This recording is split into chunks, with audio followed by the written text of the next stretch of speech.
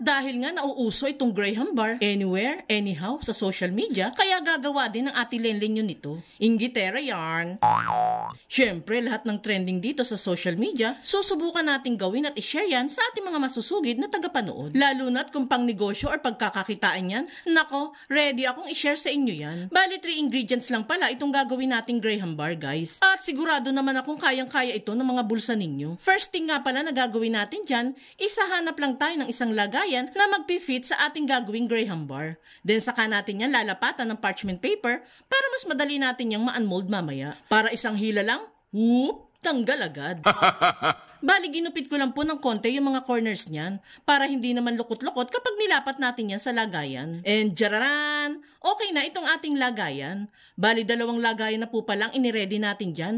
Feel ko kasi marami akong magagawa dito eh. Itabi lang muna natin yung lagayan at magdudurog naman tayo dito ng Oreo biscuits since cookies and cream nga po yung gagawin natin. Di lang naman po Oreo biscuits ang pwede natin gamitin dito, guys. Pwede din po kayong gumamit ng mga local brands natin tulad ng Bingo, Hyro, or kahit cream o is pwedeng-pwede po dito. Kapag nadurog na nga ang biscuits, ay pwede na yang itabi muna. At dito naman tayo sa second ingredients, which is itong ating creme densada. Ito na yung ginamit natin kasi ito na yung pinakamatipid na option natin, guys. Pinaghalo na po kasi dyan ang all-purpose cream at condensed milk. Kaya makakamura po talaga tayo dito. Bali, pinalamig muna pala natin yan sa freezer ha, bago natin yan i-process dito. 4 hours ko po yung pinalamig, kaya medyo intact yung consistency niyan kung makikita ninyo dyan, guys. Lagay lang natin yan sa bowl and start na natin yung ibit gamit ang ating electric hand mixer. Ang kailangan lang naman natin dito is mag-double in size ang ating creme densada. That way, marami tayong magagawang Graham bar. Kung hanggang ngayon ay nanonood ka pa sa ating video, it means na interesado ka din sa Graham bar na ginagawa natin today.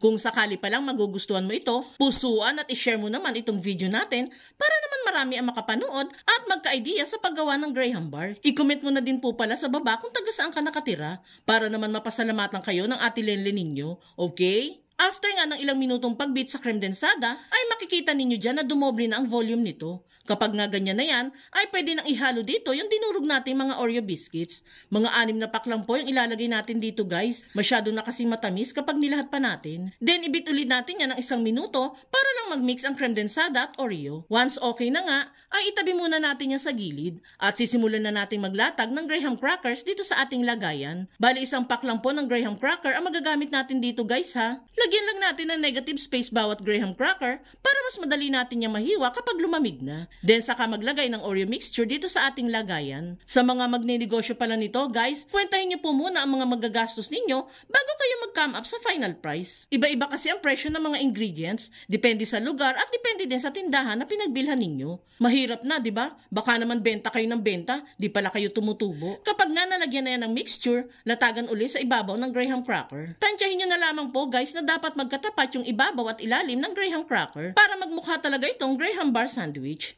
Kapag satisfied na po kayo sa nagawa ninyo, pwede na po natin yung takpan at patigasin sa freezer ng overnight. Dahan-dahan lang ang paglalagay, guys ha, para hindi po mawala sa forma yung mga Graham cracker natin sa loob. After nga na magdamag na pagpapatigas, ay heto na yung ating Graham bars. Buong-buo pa yan, kaya i-unmold na natin yan sa lagayan at ihiwain na natin ang kada bar. Nako guys, itsura pa lang, talaga namang uubuhin ka sa sarap.